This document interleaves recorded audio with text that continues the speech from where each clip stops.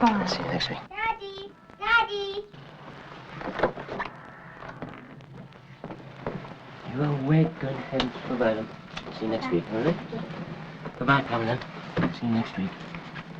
Be good Will you girl. be back in time for the school concert? No promises, but I'll do my very best, all right? All right. Okay, bye-bye. Morning.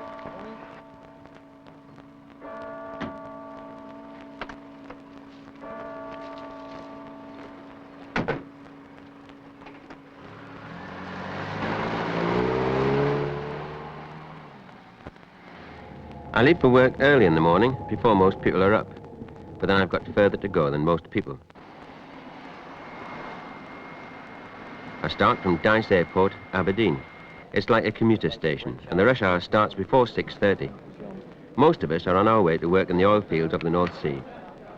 I'm headed for the Brent field myself, a platform called Brent Charlie. I work for Shell, who operate the field for a joint venture by Esso and Shell.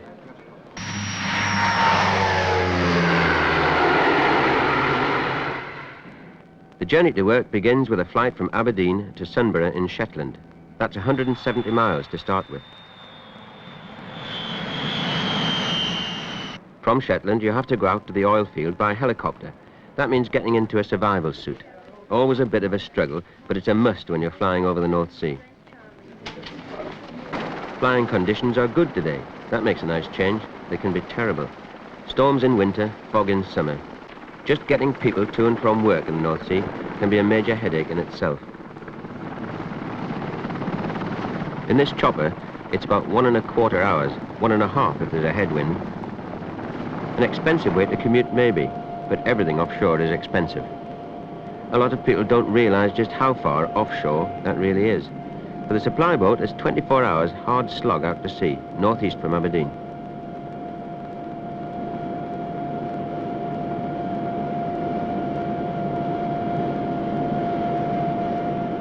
There's my home for the next 7 days.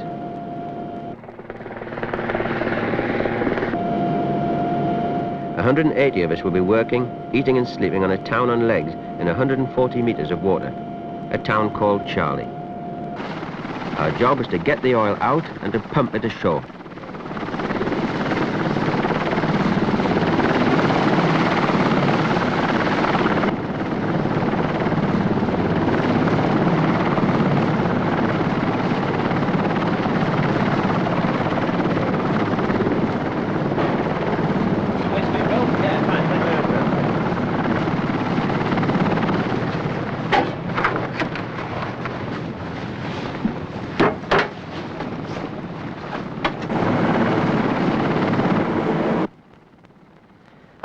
The first person I contact when I'm on board is my opposite number. As OIM, Offshore Installation Manager, the platform is now my responsibility. It's a town with a constantly changing population, so the admin man has to check everybody in and assign them their emergency muster and boat stations. The supply ship's arrived, but it can't start unloading while the flying's going on. So we use a laser to fix a position where it can anchor without damaging any of the underwater pipelines that converge on Brent Charlie. When we see Bob's, it's Charlie platform, that's fine. Go ahead and anchor there.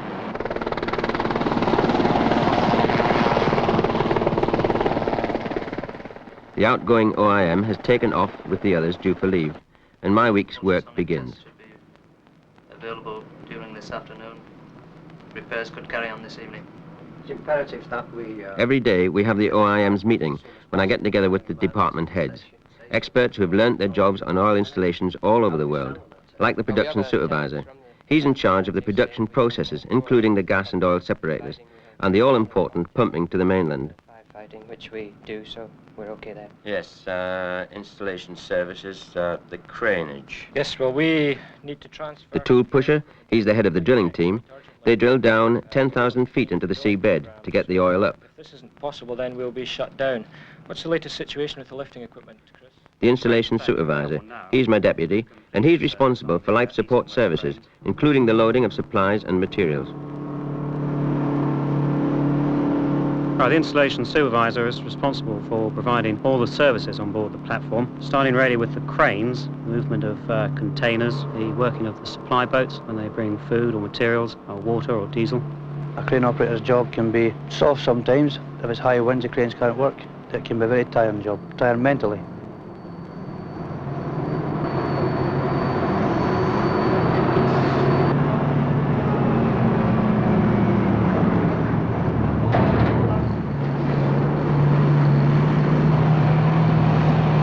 The installation supervisor runs all the administration on board the platform. He has a team that work under him, led by the camp boss. The food part of the game is a very important thing. Being able to order the correct amounts. There could be an occasion when we don't have a supply boat, probably for 7 or 8 days. We've got to be aware of this and carry stocks for 21 days. We feel it's the highlight of their day to come into the mess hall and to have a good, wholesome meal. The evening meal rounds off the day for some of us. For others, it's more like a breakfast. That's because the platform never sleeps. Extracting the oil and pumping it ashore goes on 24 hours a day, 7 days a week. Other work, engineering, hookup, maintenance, and overhaul goes on continuously too. Fine, thanks very much. I have to spend a lot of time at my desk, but I try to visit every part of the platform every day. Some OIMs used to be ship's masters, and the job is similar, in that you need to be familiar with everything that's going on board and be seen to understand it.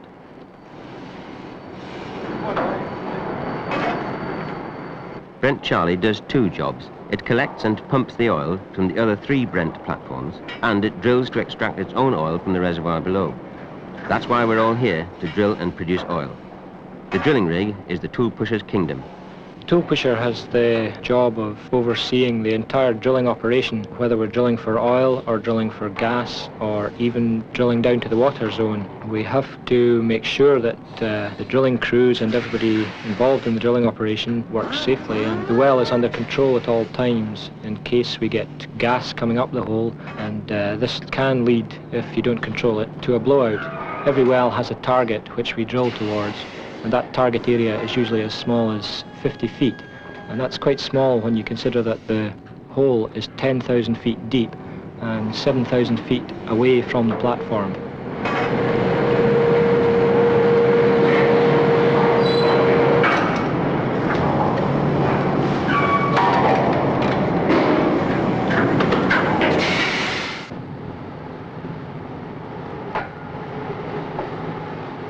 There's a hell of a lot of walking to do, and most of it up and down stairs. If all the equipment that's squeezed into this platform was spread out on dry land, it'd cover about 10 acres, and I'd get a car to go around it. To support human beings in a region that's fit only for fish and seagulls, there's a power station big enough to light a small town, desalinators to help out with the fresh water supply, and a heating system. We've even got our own sewage works, and our rubbish is taken off by boat, so we don't pollute the sea around us. Professor Martin, everything seems to be okay there. About 7.5 bar, and how's it going? Hello, Bill. Here, a computer monitors information from nearly 2,000 key instruments on the platform. It's manned day and night, because this is where we'd get the first hint if anything should go wrong. All this information is fed back to the computer centre at Aberdeen, where it produces data on which longer-term decisions can be based. In the laboratory, we make round-the-clock chemical checks on the quality of the oil.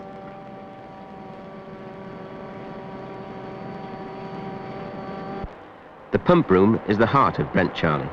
This is where we receive the oil from the other 3 platforms and pump it with our own 120 miles under the sea to the terminal ashore. There's more money flowing through here in a couple of hours than I'm likely to earn in a lifetime. In fact, Shell and Esso are spending about £3,500 million to develop the Brent field.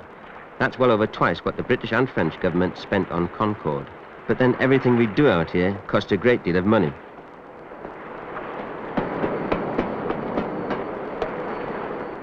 Every inch of the platform is put to work. The legs and the concrete foundations they rest on are used for oil storage. A radio operator's job on an oil field is to provide means of communication. It's the same as being on a ship. Aircraft radio for communication with the helicopters, VHF radio for the communications within the field itself, HF equipment, that's for communication with the shore, and of course, I say, the telex equipment link. We'll call you back in 5 minutes. Is this okay? Roger, Cormorant. Back in 5 minutes. Back to 16 for now, thank you. Roger, 16.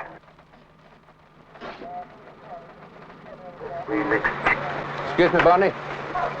Can you call in the safety vessel? We intend to have men working you over the side. Safety vessel, men over the side. Which side are you going on? On the northwest corner. Northwest corner. Okay, stand by one.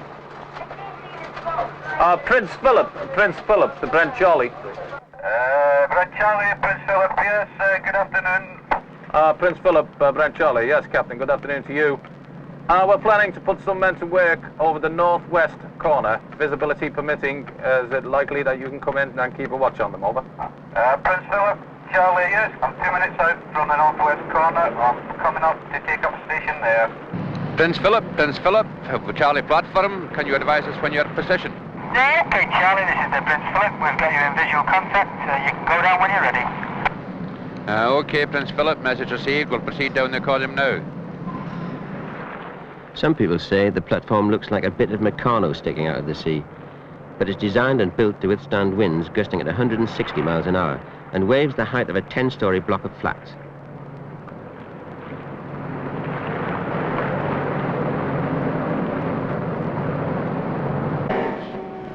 A lot of people don't realise that on this platform we have 40 wells. Each one is drilled out, not vertically, but drilled out in a different direction. So that if you looked at it from above, it would be rather like a star, I suppose, with wells radiating out in different directions. And then after that, for the next bit run, we'll probably run the Rebel tool to bring it round to the left a little bit, and also to avoid the risk of collision with well number 7. What do you think, John? Well, I think we'll probably have to keep the angle quite low on 7 then to perhaps even go under 6. Might be a bit close there. I suppose 6 is going to go out about 7,000 feet from the platform. Yes, there shouldn't be any risk of the wells colliding then. As long as we keep well number 6 turning to the left and building angle at the same time, it should be well on target. So that Rebel tool should do the trick rather than the turbine. And then we've got no risk of collision between wells number 6 and 7.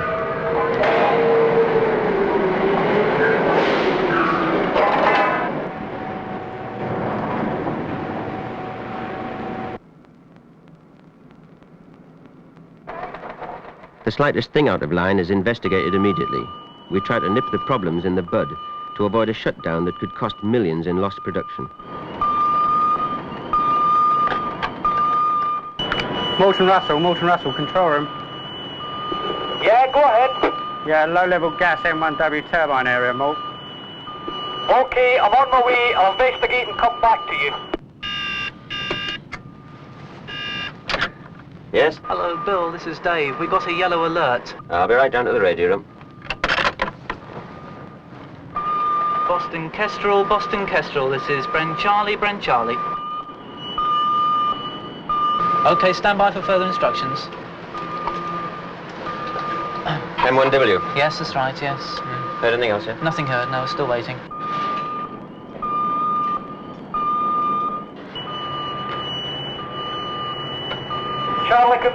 Charlie Control, come back. Yes, go ahead. Yeah, the alarm was caused by exhaust fumes. You can cancel down and go back to green.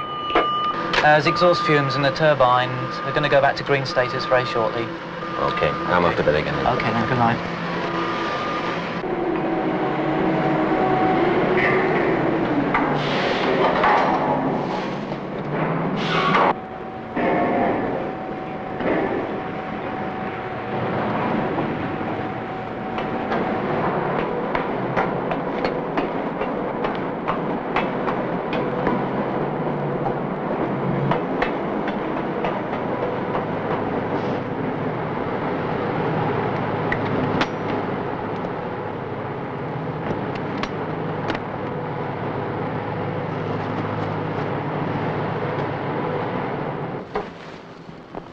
Hello, Ian.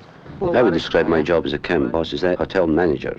All the jobs that he has to do, accommodation, ordering of food, making up of menus, overall cleanliness of the place, etc., etc. The number of cabins on board is 53, accommodating 180 odd people. They are looked after by 4 stewards, who is responsible for changing the beds every day, supplying clean, fresh towels every day.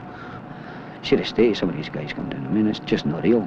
I've seen some of these guys on a boat. Now you can just see the wee pair of eyes. They're just covered in mud from head to foot, you know, and their feet are absolutely soaking. But it just means you've got to clean up after them. I'm also responsible for the shop, which a number of people don't realise is a duty-free shop. Thank you, £13.50. What are you offering for dinner now? Well, I'd like you to approve of this. I've started, we have prawn cocktail, Yes.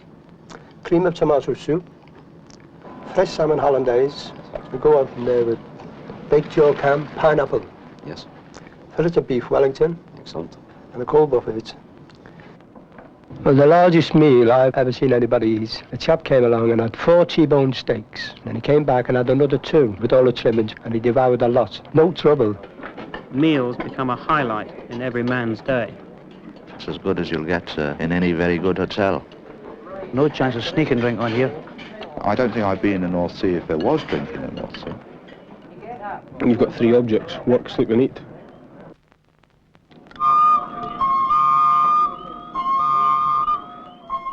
Brent Log, Charmarine, Boston Kestrel, Treasure Hunter. This is Brent Charlie, Brent Charlie. We're going into emergency drill, emergency drill.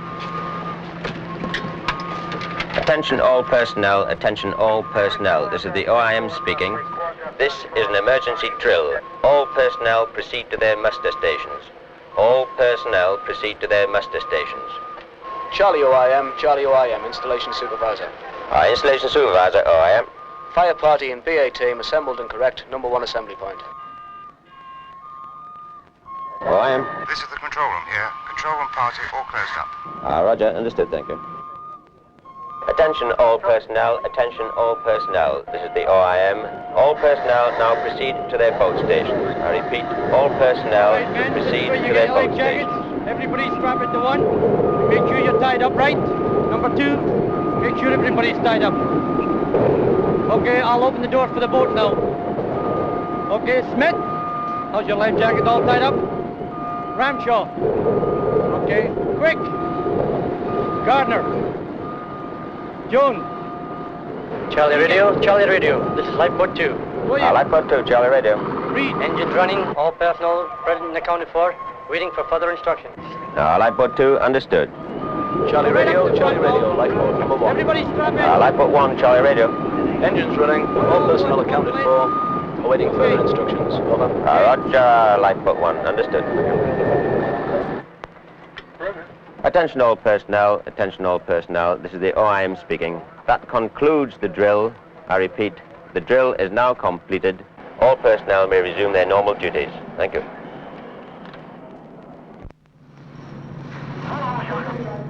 Because it's so vital to continue producing oil, the maintenance schedule is never ending.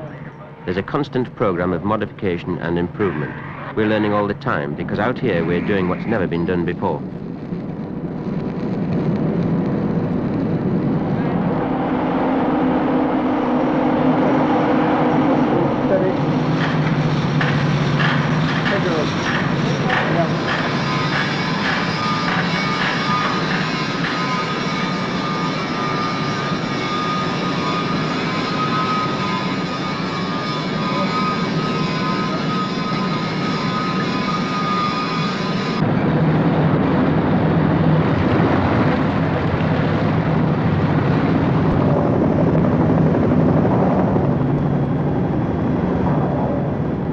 Brent Charlie Deck, this is Golf Bravo Delta India for practice only, requesting immediate emergency landing, over. Golf India Lima, Charlie Deck, Roger, you're clear for a straighting. Nature of emergency. Nature of emergency, I have a major fueling, over. Roger. What's it into the center of the deck? We have anything from 10 to 60 flights a day, so the helideck crews train regularly for emergencies. Okay, Tony, knock off, clear the deck!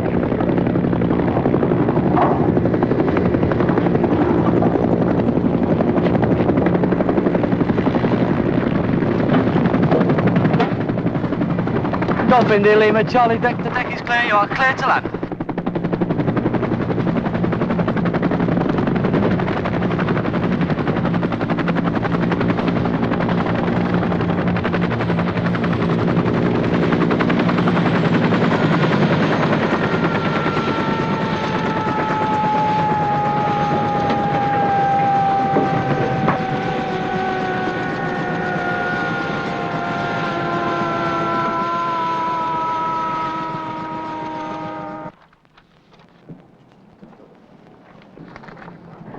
As well as being the medic on the platform, I help the OIM with his administrative duties. Also, I help the welfare on the platform, look after all the equipment, films, videos, board games, etc. Anything the lads happen to find of interest.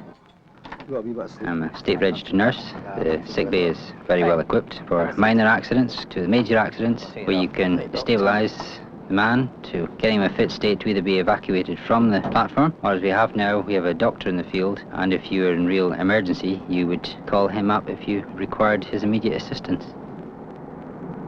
Je m'appelle Yvonne Delon. Je suis française. J'ai 42 ans. Je suis infirmière. People have different ways of spending their time off, and I'm trying to learn French. Voilà ma fille. Because really it's a very mundane life. It's a life that suits me. Well, I'm quite interested in a bit of keep fit come karate, and we've formed a small unit. It's a life in which you can do a lot of study. The OIM down to the galley boy are all on first name terms. I think it's one of the best jobs I've ever had. After 2 weeks, then you go home and you really appreciate your children, your wife.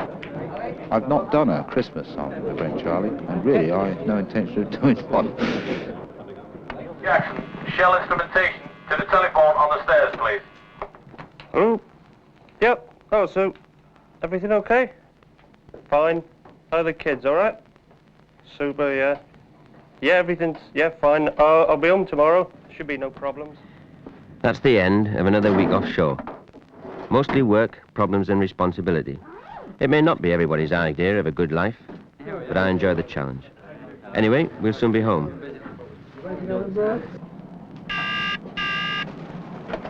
OIM. Bill, there's a delay to the flying programme. There's heavy fog at Sunborough. Yes, all right, and Paul, keep me informed when you hear any more. Even in summer, when it's clear on the platform, it can be foggy at Sunborough, or vice versa. Either way, you don't fly. We should be used to it, but it's always disappointing. Yeah. Could I have your attention, please, gentlemen? Due to bad weather at Sunborough, I'm sorry, but the flight's going to be delayed. I don't know by how long, but as soon as I do, I'll let you know. If you'd like to go and get a coffee, you're very welcome. Helicopter delays can be so long, sometimes a whole day is lost, and you have to spend an extra night on the platform. And sometimes you're lucky. It clears up quicker than you expected.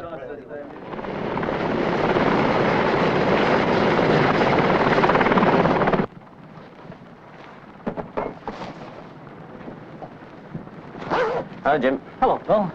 Well, that's pretty bad this morning. Is it? Was it like Sunday? Clear enough. Should be okay. Oh, good. We've got the children's concert tonight. I did promise to try and get there, so I hope it's all right.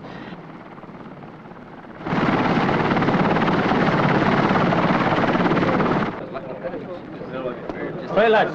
Can I remind you to remain seated, strapped in with your life jackets on till the aircraft has come to a halt in Sunborough. Can you follow me? We're starting the mission.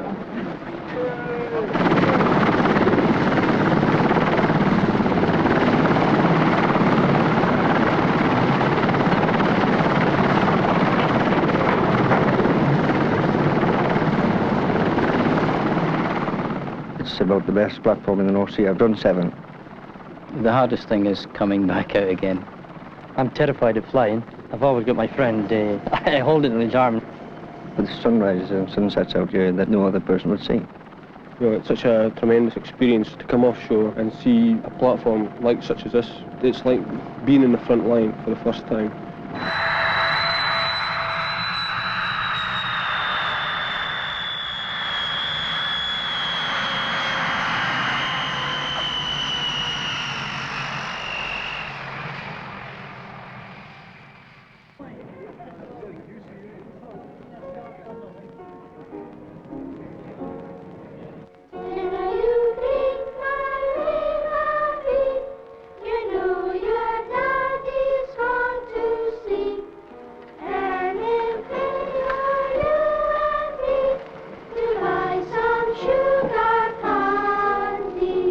Thanks very much indeed.